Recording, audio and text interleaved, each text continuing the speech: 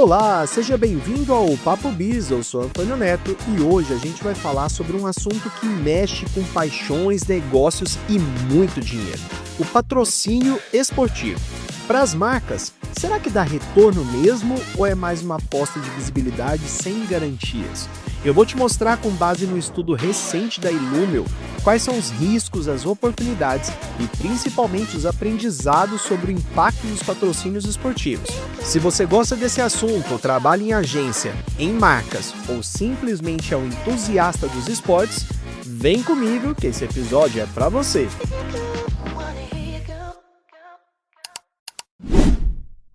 Você se lembra de qual marca está hoje no peito do uniforme do seu time de coração? E as outras que estão ali em volta?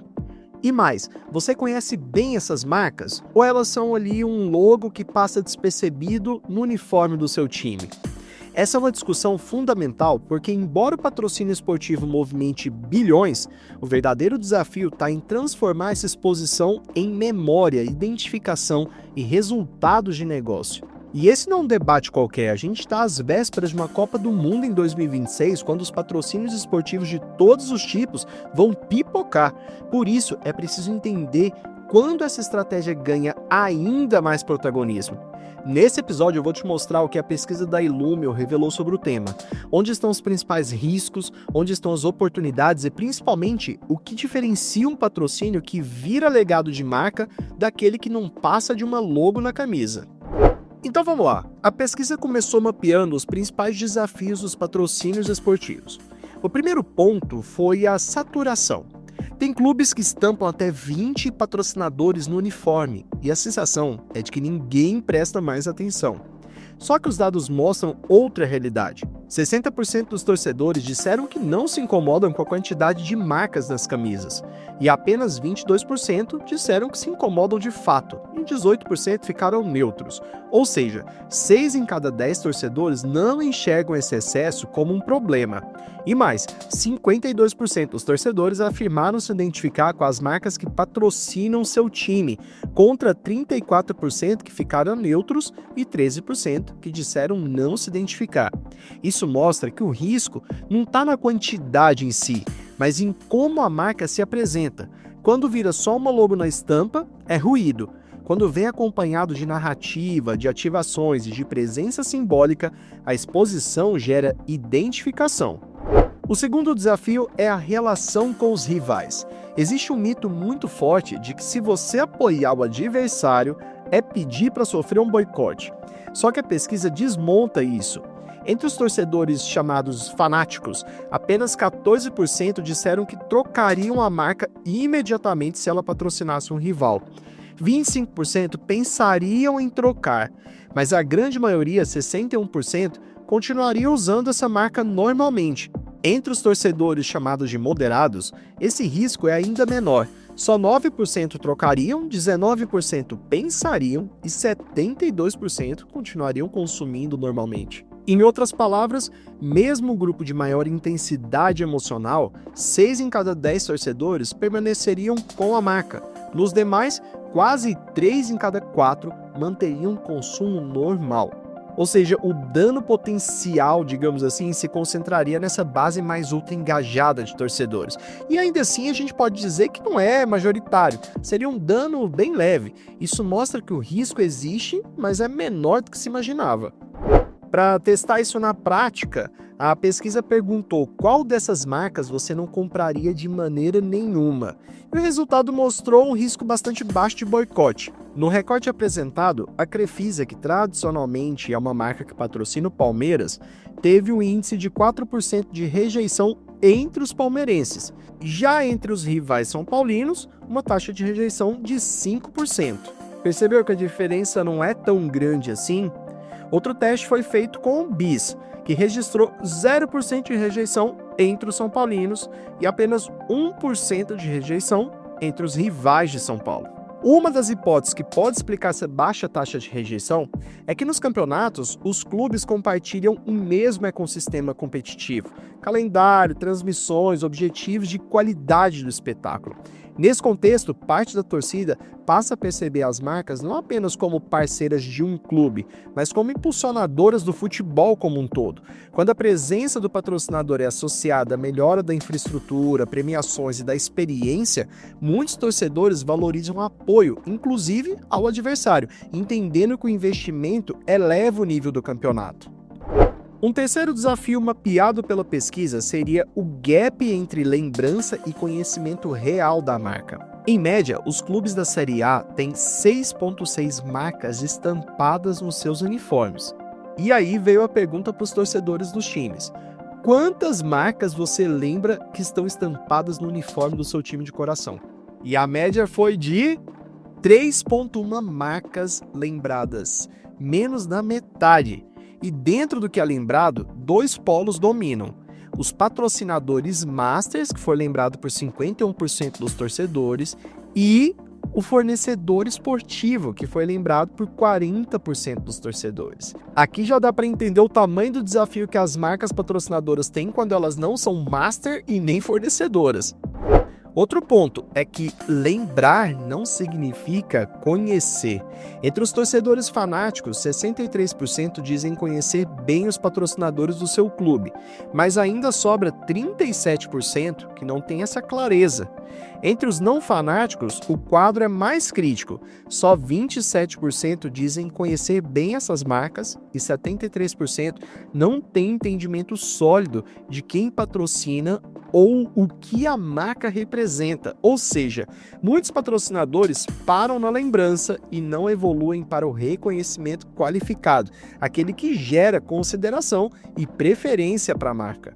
Se as pessoas não lembram ou não conhecem, como esperar retorno desse investimento? E esse é o grande obstáculo da eficácia apontado pelo estudo da Illumio. E depois de mapear esses riscos, a pesquisa também avançou para o que realmente entrega efeito nesse funil do patrocínio. Aqui a Illumio compara formatos como investimentos em times e estádios e também patrocínios em campeonatos e transmissões. É a parte prática do estudo, o que funciona, em que contexto e por quê. Nos ativos diretamente ligados aos patrocínios de times e estádios, a Illumio mostra um padrão muito importante. Os name writings de estádios não lideram a lembrança espontânea. O que é isso? Aquela em que o entrevistado precisa citar espontaneamente marcas que ele se lembra. Vou te dar um exemplo. Quando os torcedores do Corinthians foram questionados sobre marcas que eles se lembram patrocinadoras do seu time, em primeiro lugar ficou o Banco BMG, em segundo lugar, Esportes da Sorte e terceiro lugar, a Nike. Reparou que a Neoquímica Arena, que é a marca que patrocina o estádio do Corinthians, não apareceu? Essa situação só muda de figura quando a entrevista faz a pergunta por lembrança estimulada. O que é isso? Quando a pesquisa apresenta uma série de marcas que os torcedores têm que escolher. Aí sim, as marcas de name writing, como a Neoquímica, Bis e Allianz, aparecem nos top 3 das marcas patrocinadoras dos seus times. Isso indica que, para a maior parte da torcida, patrocinar o estádio e patrocinar o time ainda soam como coisas separadas, exigindo uma narrativa mais integrada para encurtar essa distância de percepção. E aqui tem um outro achado muito interessante da pesquisa. A Illumio fez a pergunta para os torcedores: você se lembra de outras marcas que já patrocinaram seu time no passado? E aqui os torcedores trouxeram algumas marcas interessantes. Os do Flamengo, por exemplo, lembraram muito da Petrobras. Do Corinthians, a Calunga. Os torcedores do São Paulo lembraram muito da LG e da TAM. E os torcedores do Palmeiras lembraram também da Parmalat. O insight aqui é que as marcas patrocinadoras que mais marcaram época tendem a ser as marcas que foram master de longa duração ou que estiveram vinculadas a períodos vitoriosos dos seus times. Ou seja, tempo mais contexto competitivo cria um lastro simbólico e aumentam as chances da marca migrar de uma mera exposição para uma memória afetiva. Outro insight interessante da pesquisa é que quem acha que patrocínio esportivo só serve para gerar visibilidade para a marca, ou seja, aquele topo de funil, está muito enganado. No recorte da pesquisa, eles analisaram o patrocínio da Shopee com o time do Flamengo. Deu para perceber que a marca já era amplamente conhecida pelos torcedores, tanto os não flamenguistas quanto os flamenguistas. Com o patrocínio do time associado a várias experiências 360 de comunicação da Shopee, eles conseguiram aumentar tanto esse conhecimento qualificado quanto a consideração e efetivamente a conversão em clientes, tanto os flamenguistas quanto dos não flamenguistas. Ou seja, para marcas em crescimento, esse padrão indica que o patrocínio colado ao time não para na visibilidade. Ele acelera a transição de familiaridade para preferência e compra quando é bem ativado nesse território do clube. E vamos falar também de patrocínios de campeonatos e transmissões esportivas? A Illumio fez a seguinte pergunta: quais marcas você se lembra de patrocinar campeonatos e transmissões? Liderando a tabela com 52% veio a Betano, 44% Coca-Cola, em terceiro lugar com 40% a Vivo. A pesquisa mostrou que nos patrocínios de campeonatos o resultado é claro. O formato de name writing é o que mais puxa o efeito de meio para fundo de funil, saindo do puro awareness, ou seja, o reconhecimento da marca, para ganhos de consideração e intenção de compra, quando a exposição é recorrente ao longo da competição. O padrão se repete também para patrocínios de transmissões esportivas.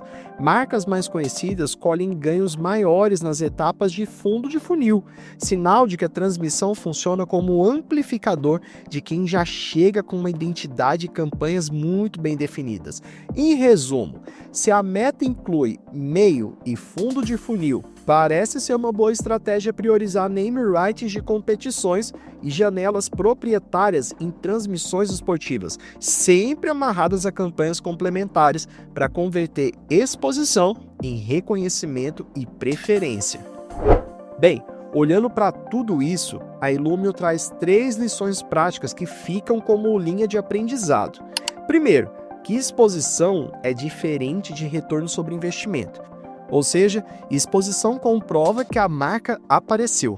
O ROI comprova que a marca significou alguma coisa, que mexeu algum ponteiro. O estudo mostra que patrocínio pode gerar alta lembrança, mas pode travar no salto para o reconhecimento qualificado. A causa mais comum é o que a pesquisa chamou de falso negativo, que é medir só a visibilidade e o share of voice, sem verificar se o público sabe corretamente quem é a marca, em que categoria ela atua e qual mensagem o torcedor reteve. Segundo ponto muito importante é que patrocinar não basta, é preciso ativar. Patrocínio vira ativo quando deixa de ser uma logo estampada e vira uma experiência de marca. O que converte lembrança em preferência é a narrativa que a marca constrói antes, durante e inclusive depois do jogo. Não basta patrocinar um time, um evento. É preciso criar ações de engajamento que podem gerar identificação. Para deixar essa ideia um pouquinho mais clara, um exemplo que foi citado pela Illumio foi o case do Banco BMG, que, para além de patrocinar diversos times esportivos, desenvolveu uma estratégia de fornecer cartões de créditos dos times que ele patrocinava, gerando mais identificação e uma experiência contínua que ia muito além do futebol. Ativações bem desenhadas também mitigam a rivalidade, porque ancoram a presença da marca em valores universais do futebol, como comunidade, formação de base, futebol feminino, melhoria de infraestrutura e qualidade da transmissão. E o terceiro grande aprendizado aqui é uma consistência que gera lastro. A memória de marca nasce da repetição com sentido, por isso, os patrocinadores que mais grudam na memória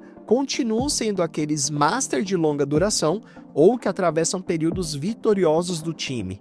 Consistência aqui não é só sobre o tempo de contrato, é coerência dos códigos visuais e verbais, do tom, do território temático ao longo da temporada e em diferentes plataformas, do estádio à transmissão.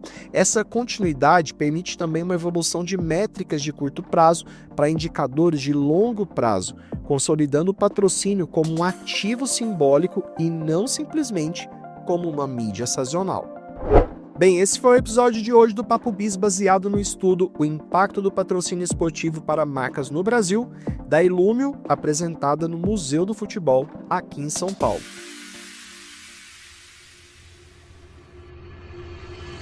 Se você gostou desse episódio, não esqueça de seguir o Papo Biz no seu aplicativo de podcast favorito, compartilhe com seus amigos e me siga nas redes sociais, @FreitasNeto, Neto com 2 T's, para mais conteúdo sobre marketing, negócios e comportamento do consumidor.